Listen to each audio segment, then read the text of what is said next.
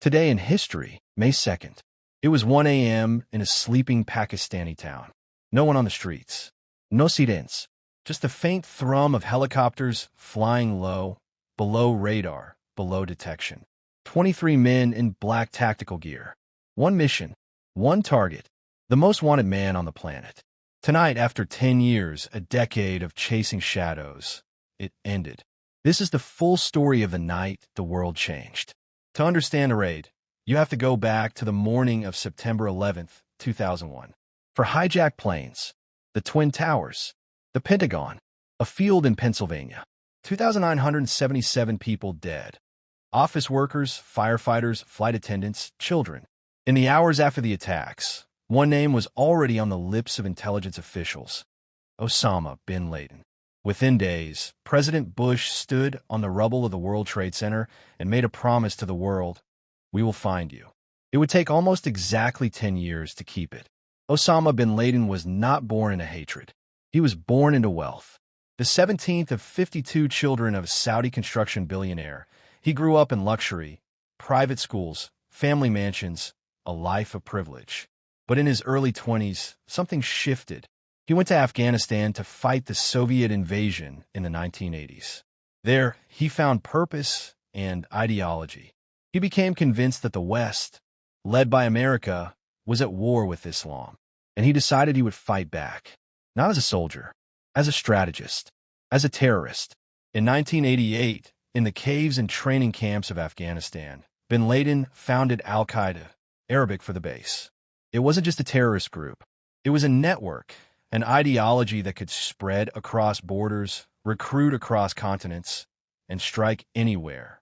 Through the 1990s, Al-Qaeda grew in the shadows. The 1993 World Trade Center bombing, the 1998 U.S. Embassy bombings in Kenya and Tanzania, the 2000 attack on the USS Cole.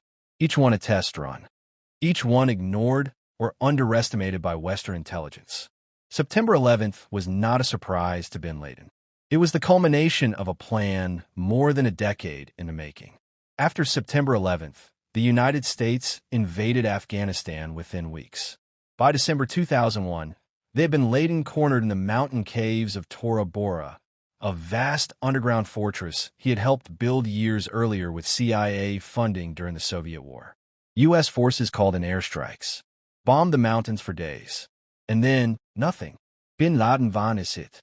Some believe he slipped into Pakistan through mountain passes while the U.S. relied on unreliable local Afghan militia instead of sending in their own ground troops. Tora Bora became one of the most debated intelligence failures in American history. The ghost disappeared into the mountains and didn't resurface for nearly a decade. For the next 9 years, the search consumed billions of dollars and thousands of analysts. False leads in Sudan, rumors from Yemen, tips from informants who wanted the $25 million bounty on bin Laden's head. The CIA tracked over 1,000 possible locations. Meanwhile, the war in Afghanistan dragged on. America invaded Iraq. The world's attention fractured, and bin Laden, somewhere, kept releasing audio and videotapes, mocking his pursuers. At one point, intelligence analysts weren't even sure if he was still alive. The most sophisticated surveillance apparatus in human history couldn't find one man. The break came not from a bomb or a satellite, but from a single name. A Pakistani man known only as Abu Ahmed al-Qaeda, bin Laden's personal courier. Unlike phone calls and emails, which the NSA could intercept, bin Laden had gone completely dark digitally. He communicated only through couriers, handwritten messages, face-to-face. Al-Qaeda was his link to the world. The CIA had known the name for years but couldn't find him. Then in 2010, they did. They followed him, watched his every move. And one day, he drove to a large walled compound in Abbottabad and didn't leave. The walls were over 12 feet high. The compound had no internet, no phone lines, and burned its own trash. Someone was hiding. The compound was hiding in the most audacious possible place. Abbottabad is not a remote mountain village. It is a garrison town, home to the Pakistan Military Academy, the country's equivalent of West Point. Sitting less than a mile from Pakistan's most prestigious military institution was an enormous, fortress-like compound that had been built in 2005. 3 stories, 12-foot outer walls topped with barbed wire. Interior walls dividing the compound into sections. A 7-foot privacy wall on the 3rd-floor balcony, high enough that whoever used it couldn't be seen from below. No neighboring houses were that large. No one on that street burned their own rubbish. And the residents, whoever they were, had never once introduced themselves to the neighborhood. President Obama was briefed on the compound in August 2010. For 8 months, the CIA built its case. Analysts estimated a 60% probability that bin Laden was inside. That was the highest certainty they'd had in a decade, but it still meant a 40% chance they were wrong. On April 29, 2011, Obama called his national security team into the Situation Room. Some advisors recommended a drone strike, cleaner, lower risk.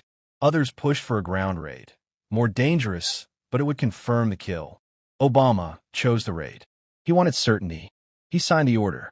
The SEALs had 48 hours to prepare.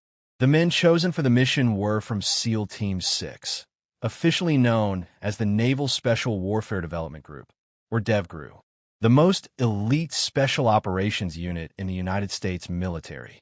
To become a Navy SEAL takes over 2 years of the most punishing training on Earth. The dropout rate exceeds 80%. SEAL Team 6 is the tier above that. To Washington, a single code phrase, Geronimo, EKI, enemy killed in action.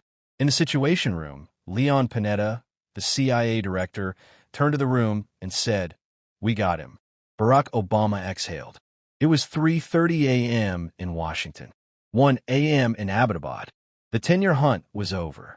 Bin Laden's body was flown to the USS Carl Vinson in the North Arabian Sea and buried at sea within 24 hours of his death.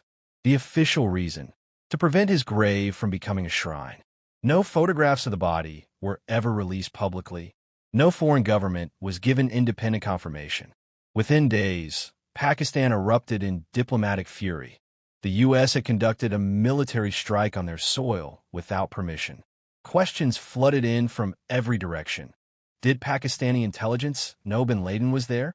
How had he lived a mile from their military academy for years, undetected? The U.S. never answered definitively. Pakistan never fully answered either. In intelligence, some questions are designed to stay open. 14 years later, the question that history always asks: did it matter? Bin Laden was dead. Al-Qaeda fractured. But within 3 years, ISIS had risen. More brutal, more organized, occupying entire cities in Iraq and Syria. The War on Terror, launched in 2001, lasted 20 years, cost over $2 trillion, and took the lives of hundreds of thousands. The world bin Laden helped destroy on that September morning has never fully healed. And yet, on May 2nd, 2011, in a quiet compound in Pakistan, 23 men in black tactical gear gave 3,000 families something they had waited a decade for. Not justice, maybe, not peace, but a reckoning. The mission lasted 38 minutes. The history it wrote will last forever. Here is what 10 years of the most expensive manhunt in human history actually taught us. Not about terrorism, not about war, about obsession and where it leads. Osama bin Laden believed so completely in his cause that he sacrificed everything: his family's safety, his comfort, his freedom, his humanity. He spent his final years in a windowless compound, unable to go outside, watching old tapes of himself on a small television, wrapped in a blanket. The most feared man on earth, hiding in 3 rooms. Meanwhile, the ideology he gave his life to had already consumed itself. Al-Qaeda had killed more Muslims than any other group on earth. The caliphate he imagined never came. His own children watched him die. Extremism, any extremism, promises its followers a world remade in their image. What it delivers is a compound, a blanket, and an unmarked grave at the bottom of the sea. The real lesson of Osama bin Laden is not about America or Islam or terror. It is about what happens when hatred becomes a man's only purpose. Purpose without humanity is just destruction, dressed up in a cause.